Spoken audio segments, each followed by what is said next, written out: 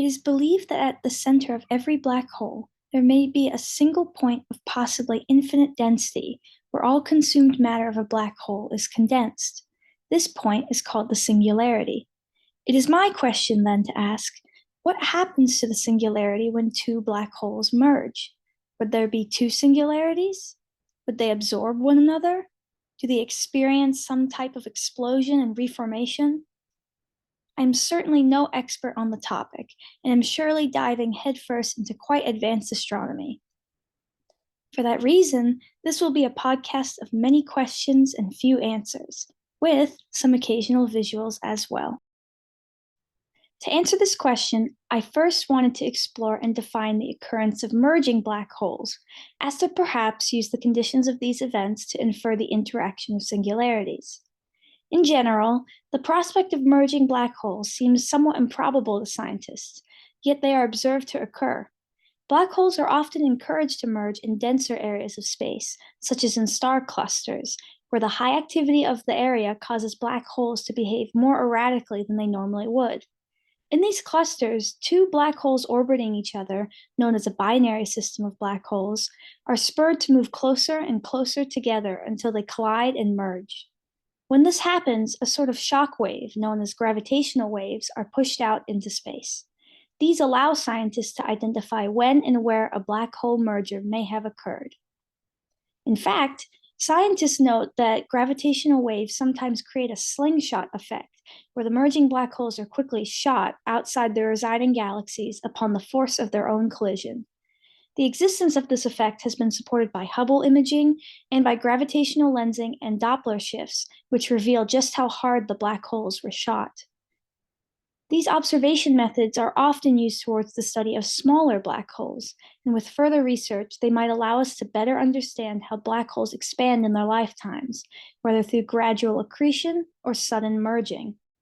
The existence of supermassive black holes also somewhat confuses scientists, as their size is too large to have existed at the earlier moments of the universe as they are known to have been. The past existence of enormous stars called quasi-stars or black hole stars and their eventual collapses may explain how already larger black holes accreted and merged into supermassive black holes.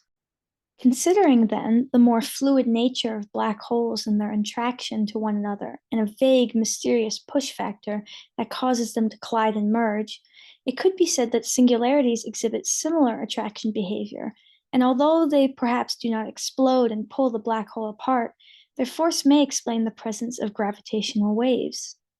We have now discussed how the behavior of black holes as full entities and how the conditions and specific features of mergers may suggest the effect on and quality of singularities. However, it is important to also examine the theories on the forms of singularities themselves, as to perhaps come to a more educated conclusion. It is difficult to gauge exactly what happens to a singularity, especially as a result of the unclear implications or validity in defining infinite density. Therefore, some theories pose alternative ideas to the appearance of singularities. Firstly, since scientists only refer to the existence of stationary black holes without the consideration of its spin, it may be possible that the point of a singularity becomes stretched into a ring shape. Though, on the basis that infinite density is impossible and against the physics of our universe, some scientists believe that instead of a singularity, a Planck star may exist as a small pocket of volume in the center of a black hole. With this, it is understood that when matter is condensed, it cannot be squished beyond the Planck length, still small, but not infinitely so. Eventually, in billions or trillions of years beyond what we can contemplate, the collapse of this Planck star matter may cause the death of a black hole.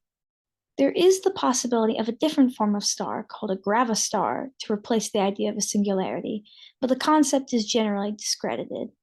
Instead, based upon the factor of spinning black holes, a ring-shaped singularity may house the entrance to a wormhole. These wormholes would function as paths across space to different regions of the universe, or even potentially other universes. As their entrance would reside within the intake of a black hole, their exit would be a white hole, a body who, comparatively to a black hole, ejects matter at just below the speed of light.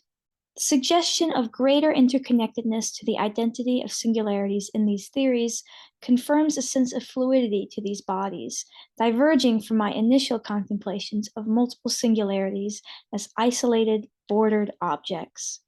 Rather, it accounts for their likely influence on quantum gravity and dark energy, and that singularities always have an association rather than feeding into one another. The idea of wormholes opens a secondary component to my question, which is that if black holes merge, how are their connections to other regions of the universe affected? Do all black hole wormholes lead to similar locations anyway, perhaps due to the bent shape of the universe? Or does one overpower the other and lead to a single location? Or does the wormhole split into separate paths, maybe creating a network unknown to us? Or would certain regions of a whole fluid black hole, like the middle and outer portions, lead to different locations based on the original destinations of pre-merged black holes? Maybe intaken, spaghettified, and split matter would be spread amongst many sub-wormholes and sent to seemingly random locations in black holes of many mergers. The fluidity of mergers and singularities may suggest a fluidity of wormholes too. It is considered that wormholes may exercise their transportation in the hyperspace paradigm of the idea of extra dimensions that combine the electromagnetic spectrum, nuclear forces, and gravity. Expanded upon the first theories of a fifth dimension, hyperspace theory, or superstring theory, believes in a total 10 dimensions to the universe, where these dimensions all share a 2D-like appearance, but are curled up to make themselves too small to see. However, their vibrations have enough influence to cause the origin of physics in our reality and explains some of the possibilities of wormholes. Perhaps the curls of these dimensions may explain the amount of space and time traveled by wormholes. Therefore, it can be observed that theories on black hole mergers, singularities, and wormholes have a consistency in their fluidity. As we have explored the pull and association of merging black holes, the undefined boundaries of singularities, and a fluid mix of paths for spaghettified matter, the discussion of these topics, I believe, opens the opportunity for further questions to be asked about the mysterious network of wormholes and how we may begin to guess at the rules of physics which they abide by. Stay tuned for part 2 of this podcast of many questions and few answers, where we will discuss the classification of theoretical black holes based upon this idea of wormhole networks. We'll answer questions like, if all of our observable universe resides within a giant black hole and is connected to and being fed by another universe, then where do our smaller black holes that we can observe lead? Can they reach just as far as these theoretical giants? Or are they stuck traveling what black holes consider a relatively minuscule distance? Why aren't these black holes observed into a merger with these giant black holes? Does this mean that wormholes branch off, dissolve, and form new paths? Tune in then to ask these questions yourself and maybe come up with a few of your own answers too.